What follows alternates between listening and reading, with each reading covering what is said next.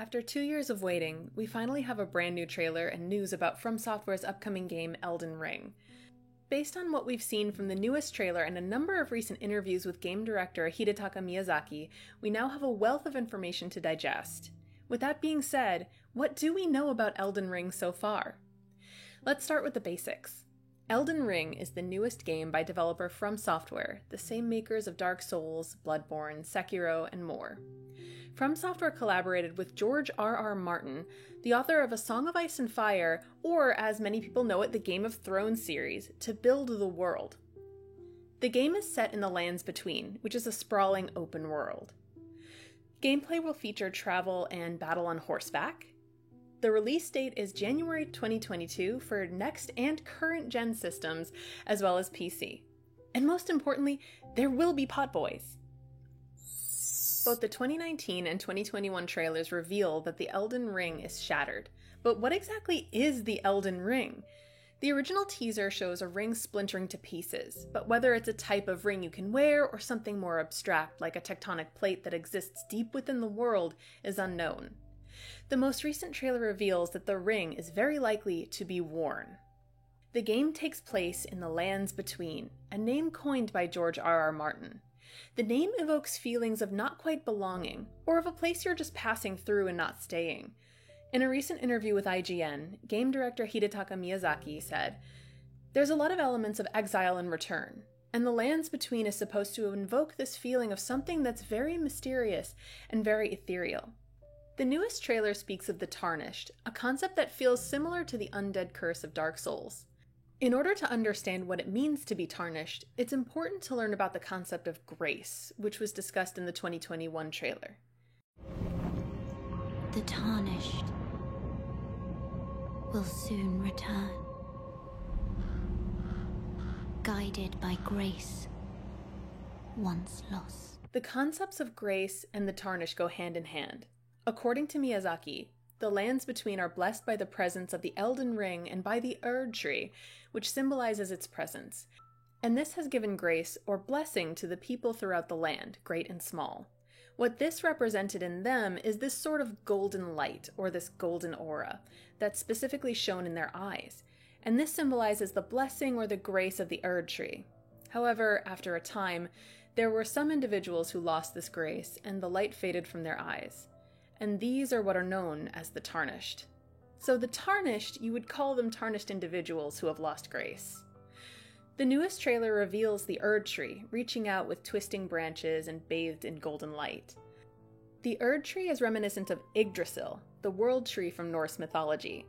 Yggdrasil is a tree which supports all life as well as the 9 realms. As is typical with From Software games, the player character begins with a curse of sorts. In this case, they've lost the favor of this sacred tree, or perhaps even the world itself by proxy. In Elden Ring, grace is what calls the Tarnished back to the Lands Between. According to Miyazaki, the ancestors of the characters that are present in the world were banished and exiled from the Lands Between, these Tarnished.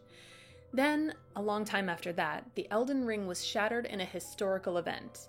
This triggers the return of this lost grace, and it calls out to the Tarnished, who were once exiled from the Lands Between, and it guides them back. So this is the starting point, or the impetus of the game itself. The Tarnished being called by the lost grace and returning to the Lands Between. The Golden Order is broken to its core. In previous From Software games, one of the most prevalent shared themes is the concept of letting go. Letting go of times that have stagnated, letting go of the fading light, letting go of your own humanity in the pursuit of transcendence. In Dark Souls, Lord Gwyn desperately yearned to preserve the Age of Fire, and his power well beyond its expiration. In doing so, he repressed the natural progression of humanity and of the transition to the inevitable Age of Dark, cursing humans with the Dark Sign, and of hollowing in an act of greed. According to Aldia, scholar of the first sin from Dark Souls 2, Lord Gwyn banished dark and all that stemmed from humanity. In Sekiro, in order to preserve the Ashina lands in a way that kept the ruling family in power, they exploited the dragon's heritage, which bestows all life at a price. In their pursuit of the dragon's heritage, they damned their land and corrupted its citizens. Freedom is a core focus of the gameplay. A variety of techniques and approaches can be used to progress. The stamina bar will be back, but it will take less of an emphasis than it did on previous games like Dark Souls and Bloodborne. According to Miyazaki, not only can you fight on horseback, jump, and use stealth, but you can also summon the spirits of enemies you've slain to help you in battle. The lands between feature 6 main areas that may not be accessible at first, as well as a hub area that can be found later on in the game, as well as fast travel. However, players are encouraged to explore and veer off the beaten path. One new addition to Elden Ring will be a world map where players can discover new destinations. Multiplayer will make a reappearance in Elden Ring too. In a recent interview with Famitsu, Miyazaki confirmed that players can team up in groups, explore the world with them in some capacity, and fight bosses. However, certain features like horseback will not be available when playing together. Crafting and customization are also available in the game, which utilize items that the player discovers in the world. Characters are created by the player and will experience level and health progression. Miyazaki compared this health progression to the resurrection mechanics Sekiro had in his recent IGN interview. In addition, there are roughly 100 different skills the player can use, which can be joined together with different weapons in the game.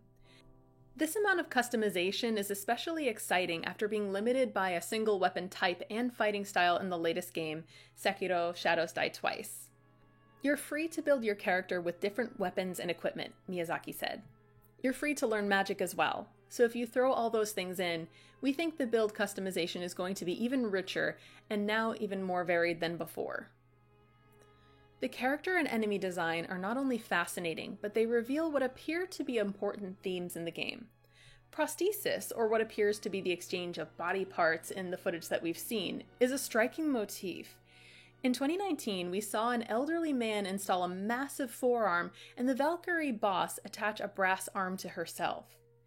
In the 2021 trailer, the same Valkyrie snaps her arm into place before impaling the player character with a massive lance, and another enemy tosses his clothing aside to reveal a multitude of arms in different shapes and sizes. The meaning of these detachable limbs is unknown, but another trait that each enemy shares is their sense of heroism and deeply established mythology. Like all the From Software games I've played, the bosses have the impressive ability to make the player character feel small at first, and Elden Ring looks to be no exception. Of the enemies, Miyazaki said, "One main theme of the main bosses in the game, in particular, are that they are essentially demigods, and characters who are written again by George R.R. Martin, and they inherited the mad, tainted power of the Elden Ring shards once it was shattered. We wanted to depict these beings as not just creatures and horrible monsters, but have an element of heroism and the element of mythology to them. Essentially, they are the old gods of this world." The storytelling will likely return to the fascinating style we're familiar with from Dark Souls and Bloodborne, where a significant portion of the story is discovered rather than being told to the players. What we want to do is retain that sense of the player discovering things for themselves and enjoying uncovering the world both in terms of action and narrative for themselves. However, Miyazaki was clear in the IGN interview that players will be able to grasp the overarching story and retain a sense of the narrative at large. The player is a blank slate that players can project themselves into, with NPCs and even the world itself filling the gaps and coloring the overarching story. And similar to previous games, side quests and NPC stories will be filled with twists, turns, and ulterior motives that keep you guessing. We had the greedy approach of wanting to make these two elements stand together, of wanting it to be easy to understand but also give it a lot of depth. But we feel that with the help of George R.R. Martin and the story base that he provided for us, this has not only been attainable, but also very successful at this time. I'm beyond excited for Elden Ring. Immersing myself in the small amount of footage we have has reminded me of the captivating and sometimes excruciating experience that I cherish with all From Software games. It's a reminder that overcoming pain leads to an unforgettable feeling of triumph, as long as you have the patience to stand up after each setback. I can't wait to mount my horse, fight beautifully grotesque enemies, and sink my teeth into the lands between. What do you guys think of the brand new trailer and the new information that we have? I would really love to hear your comments down below, and if you're interested in more similar content, feel free to like and subscribe for more. Thank you for watching, especially if you've made it this far into the video. As always, stay safe out there, be good to each other, and I'll see you on the next one.